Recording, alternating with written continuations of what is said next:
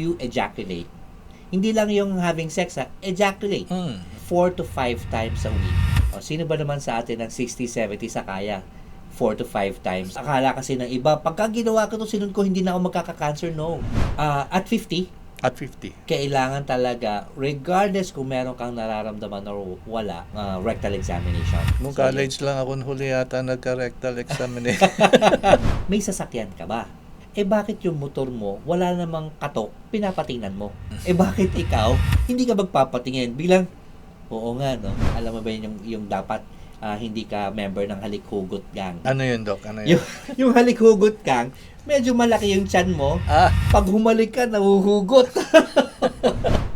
When you age, inevitably daw you're going to have cancer sa prostate. Tama ba yun? Yeah, there's a high possibility. Actually, dati nga, merong sinasabi, if you grow old enough, you will eventually develop cancer ng prostate. Kasi it's very common to have prostate cancer. When you say grow old enough, anong age yan? Yon ang tricky part. What is old enough? But sabi pagkalibo, mabog ko na 100 plus, if you're really immortal, magkakaroon ka niyan. So that's what we mean.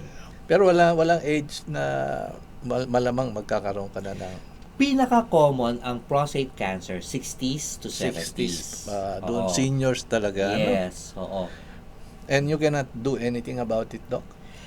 Preventing it? Yes. Meron yung mga sa diet that can lessen the possibility. Okay. Hindi akala kasi ng iba, pagka ginawa ko to, sinun ko, hindi na ako magkaka-cancer. No. It just lessens the possibility of you not developing cancer. Yun. Diet. Yung kailangan yung you stay away from protein. Okay? Yung mga red meat. And yung diet rich in yung lycopene is very good for you. Yung tomatoes and tomato-based products. Pero hindi yung fresh tomato. It has to be processed. Kailangan natin ng heat para yung gusto nating effect lumabas. Okay. And then yung mga broccoli, mga green tea, yan, proven yan to help decrease the possibility of prostate cancer. Meron ba relasyon, Doc, going back to erectile dysfunction? Ang prostate. Kung ginagamit o hindi. Kung ginagamit. Oo nga, Doc, sabi nga nila. Alam mo, ang one good thing about science, iba-iba yan. Every decade, nag-iiba. What you believe now, what might not be true 10 years from now. And then, it may change again after several years. Ngayon, meron mga studies na sinasabi, hindi ganun kadami, but this is a study abroad na sinabi na if you ejaculate, hindi lang yung having sex, ejaculate, na mga 4 to 5 times a week, it can decrease your chance of developing prostate cancer. Sino ba naman sa atin ng 60, 70 sa kaya? 4 to 5 times a week. Nung bata tayo, 4 to 5 times a day, easy, di ba? Pero yung as we age naman. Alone moment ba yan, Doc? Sobra. Usually. At that one of those no? days that you're bored to death, you want to entertain yourself. So, nakakatulong din pala. 5. Yeah, oo. Pero not all will agree on this. Okay. Kaya nga yung wala naman siguro masama if you try, di ba? Yun naman yung for as long as it doesn't really do harm. Ano po ba ang signs na you're beginning to have cancer sa prostate? Oo. Kasi, yung even now, I do get patients na sinasabi, wala naman ako nararamdaman eh. I would be scared kung may nararamdaman ka. Ibig sabihin, most probably, late ka na. Late stage na yan. Kasi more often, patients do not feel anything. Wala talagang nararamdaman yan. Yung regular checkup lang ang very important. Yung iba nagpapatingin kasi nahihirapan umihi. Yung nahihirapan umihi does not mean may cancer ka ng prostate. Ibig sabihin lang nun, lumalaki ang prostate mo, which is a natural process as we age. Okay. Buti na lang, nahirapan kang umihi, kaya nagpapatingin ka. And then we work you up. Kasama doon sa working up, yung working you up for prostate cancer. So more often, incidental finding ang prostate cancer. Okay. You know, my father has prostate cancer. Oh. She's 93. Oo. Noon lang yan na ano na Mga 4 years ago. oo. Yun na nga eh. As we age, the chance of developing cancer is higher. Now, yan, buti na share mo kasi ang mga common causes ng prostate cancer, age. Okay? Number 2, if you're African American, yung mga descent. Number 3, But bakit mas sila, prone mas sila? prone sila mag-develop. It's in the genes. Okay. Okay? Next is mga Caucasians. Actually, last yung Asians. Aha. And if you have a family history of prostate cancer, like your dad, kung nagkaroon, it increases your risk of developing prostate cancer 3 times. Mm. So, kung halimbawa, meron kang kapatid na lalaki din na tatlo, chances are one of you will develop prostate cancer. Okay. So since you're saying na there's really no symptom, no? Hindi mo, Yes. you don't really feel that you have it or you're beginning to have it. So to be safe, ano dapat gawin at a certain age? At 50, At 50. kailangan talaga, regardless kung meron kang nararamdaman or wala, you need to consult your urologist. Mm. Ano lang naman yan yung ultrasound, blood test for the prostate, yung PSA, prostate specific antigen, Mhm. and then yung rectal examination. Very important. Rectal. Yes. Nung So, college lang ako huli yata nagka-rectal examination. Papasok ko sa college. Oo. Okay, so yun na at 50. At 50, dapat meron ka ng Yes. regular. When you say regular, it should be annual check-up. Annual. Oo. Yun yung yung para lang ma-convince yung mga patients to have an annual checkup. Tinatanong ko kasi iba wala naman ako mararamdaman at magpapatingin. Tinatanong ko kaagad, may sasakyan ka ba? Mhm. Pag sinabi, kasi chances are may motor, di ba? Common eh.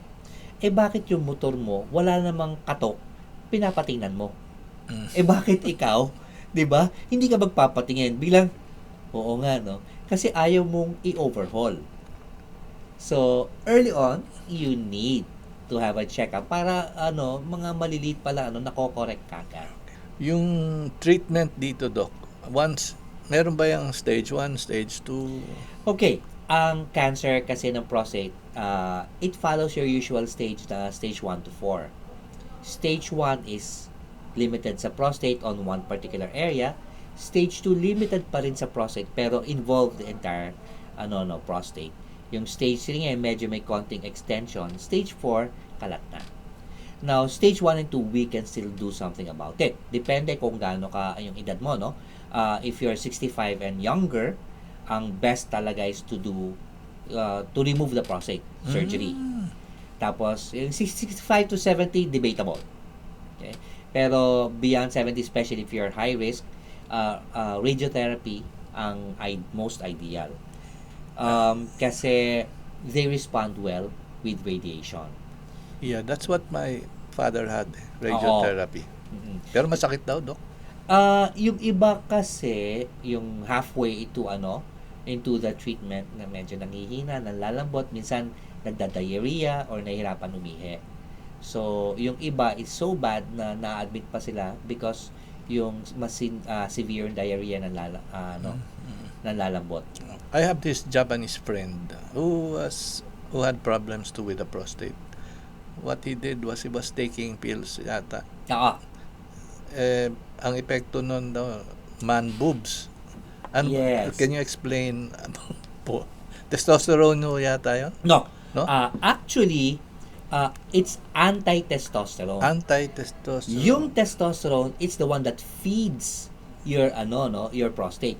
Kaya nga pagka meron tayong yung tawag dito, yung testosterone replacement therapy, we need to make sure na wala siyang problema sa prostate. Especially kung prostate cancer. Okay. Kasi kung prostate cancer yan at binigyan natin ng replacement therapy or TRT, tinatawag bibilhis ang ng prostate cancer.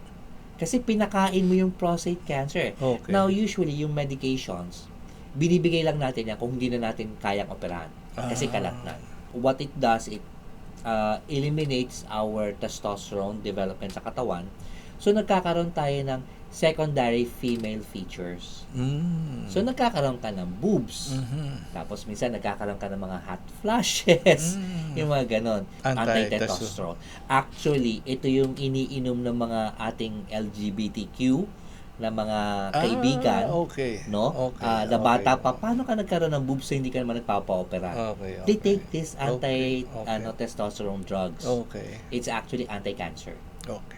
Doc, yung obesity, pag obese ka ba, may impact yun sa ED at saka sa prostate? It does, no? Yung obesity, nakita nila na you are more prone to develop yung prostate cancer. Now, most likely because of your diet also. You like fats, you like protein, mataas which may cause yung increase yung chance of developing prostate cancer. And then sedentary lifestyle. Yung sedentary lifestyle naman, yung mga couch potato, mga nakaupo lang, no? Mas mababa ang testosterone. Kasi yung exercise, 'di ba, increases your testosterone level eh. So, definitely it can affect your erectile function. And then ito nga yung 'di ba, alam mo ba yung dapat hindi ka member ng halik-hugot gang. Hindi mo alam yun. Ano yun, Doc? Ano yun? Yung halik-hugot gang, medyo malaki yung tiyan mo. Pag humalik ka, nahuhugot. No, yun. So, yung it does affect your testosterone level, which can affect your erection. Okay. And yung diet mo naman, if you're obese, chances are you're not careful with your diet. And itong mga ito, ang matataas ang protein consumption, which can make you develop prostate cancer. Meron po ba kayong mga advice para sa ating mga listeners po at saka nanonood? Oo. Well, para doon sa wala namang masama na magpatingin tayo kasi early detection is always better than cure. Yan ang aming talagang dito, ina-advocate na magpatingin habang correctable pa yung problema. Kesa sa na yung late na tayo nagpapatingin tapos kakamot na lang kami. Ano bang gagawin natin dito? Because there's nothing much we can do about it anymore. Hindi naman bawal magpatingin at hindi naman ito ikamamatay mo pagka nagpatingin ka. It's high time that we realize na health is definitely wealth, na wag na tayo masyadong barako na hindi tayo magpapatingin kung wala tayong nararamdaman, because we're not helping anyone by being stubborn. And baka meron din kayong advice or sa mga partners naman ng mga kalalakihan. Kasi itong dalawang issue na to involves their partners po. Yes. So, sa mga partners ng ating mga potential patients, you can always ask your partners to maybe seek an opinion, medical help kung napapansin nyo intimacy is being affected, or napapansin nyo na nagkakaroon ng problema sa pag-ihi. Kasi they are, in a way, really related. So, para isang batuhan na lang, di ba? There's no harm in actually asking your partners if they are really hard-headed na to seek help para naman maybe we can even save marriages, di ba? Because of this. Yan lang naman. Bago po tayo magtapos, tanungin, Doc, kung magpapatingin ang usapan, saan ba pwede kayong puntahan or bisitahin? Okay, ako personally, I'm affiliated with Daniel Mercado in Batangas, Healthway. But Healthway kasi in general, marami tayong makikita niyan. So even if hindi nyo makita, hindi naman kayo taga Batangas, you can go anywhere. Sa Makati, San Jose del Monte, and Bulacan, kahit sa Iloilo, merong Healthway. They're everywhere. So please see your doctor. Uli, maraming salamat po uli, Dr. Stephen Nazareth ng Healthway Medical Network. Thank you very much. Thank you.